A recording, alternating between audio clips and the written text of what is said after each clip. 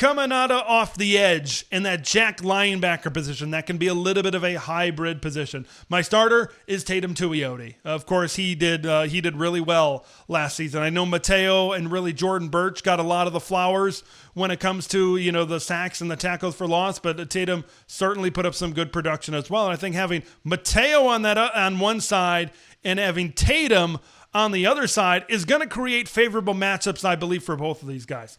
My backup, Blake Purchase. Now, if I'm putting in a strong side linebacker position, which I know, you sub the star or the nickel out, or you move some things around, you take this jack linebacker, you kind of like it's an Oregon defense that moves around and does a lot of different things. But if you have that strong side linebacker, like I said before, I'm not having that in this specific depth chart.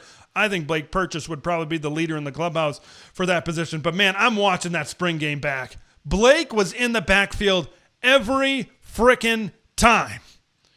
He was consistently in there creating havoc.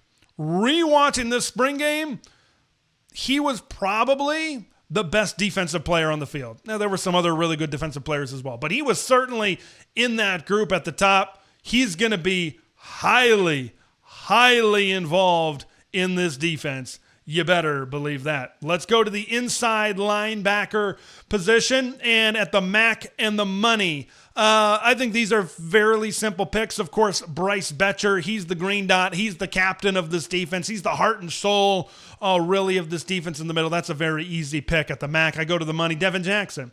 Devin Jackson certainly saw some time last season when there were injuries and some shuffling going on at these positions. So I think that's a pretty safe bet for the starters.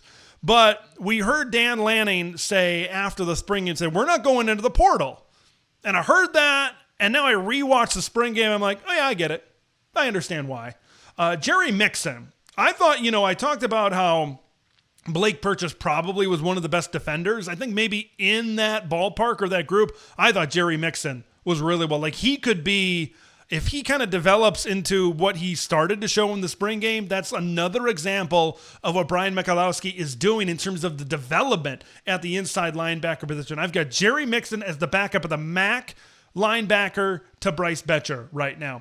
I'm going to use my or for the backup at the money position. I've got Braden Platt or Dylan Williams. I thought Platt played a really good game as well.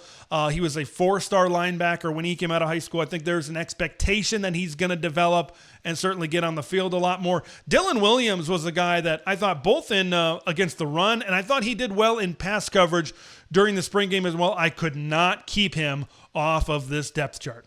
We move on to the secondary. Let's talk about corner. I'm going to start first at the boundary corner. There are two spots that I feel like, okay, I think they're going to be pretty solidified, that I feel pretty close to 90 to 100% that they're going to be starters week one. It's Dylan Thieneman, who we'll get to in just a minute at safety, and Ife Obadegwu at corner is certainly the other one. That play where he put his shoulder down on the football in the spring game, got me so excited, but they never threw to his side of the field during that game. I think he's going to be fantastic, and he's just a redshirt freshman over there on that side. So I've got him starting, and then I'm going to use my or for the starter for the field corner.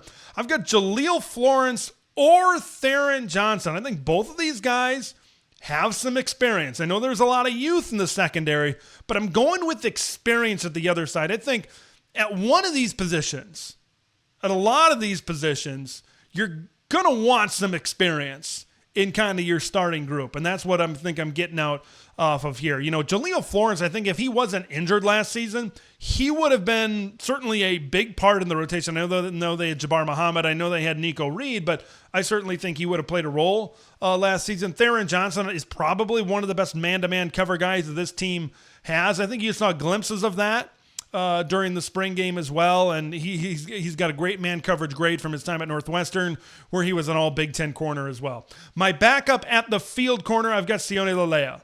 He saw a little bit of time last season. This was a guy that was 24/7 Sports had him as the number one junior college player in the country. I would certainly like to see him get a little bit more go this year, and I've said it before, and I am going to prove it with this depth chart. Good luck keeping Naeem Offord and Trey McNutt off the field. It starts here with Naeem Offord.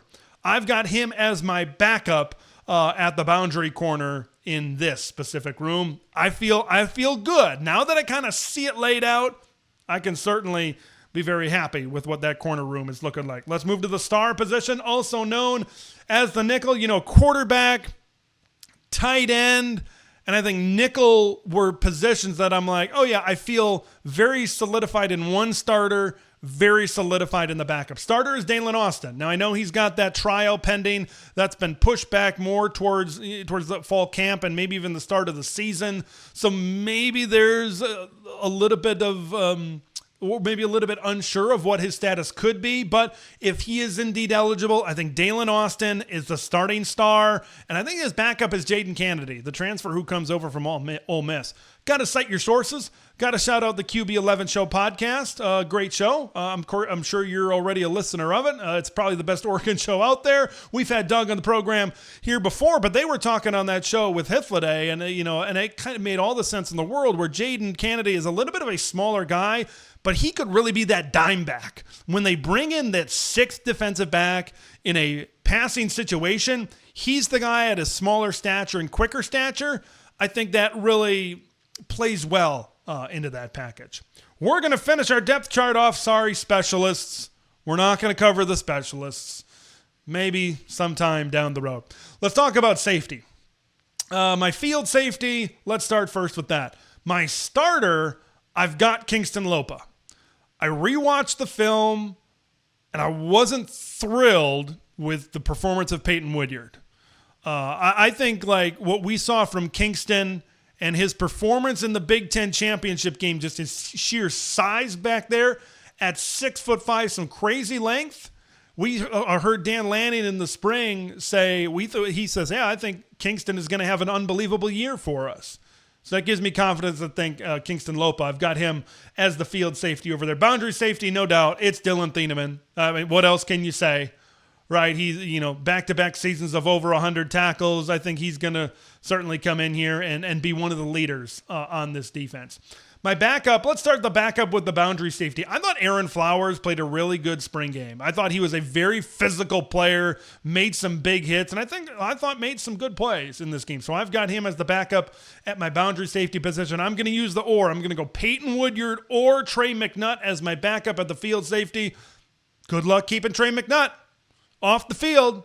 Now, these true freshmen are really, really good. Even though I maybe didn't see the best of things from Peyton Woodyard, like he was a guy that played in I think close to every game last season in one form or another. So getting on the field that much early in your Oregon career, I think that speaks to something. So that's why I've certainly got him at this point on the depth chart right now. I'm excited to see how many of these I get right, how many of these I get wrong when this thing kicks off in week number 1.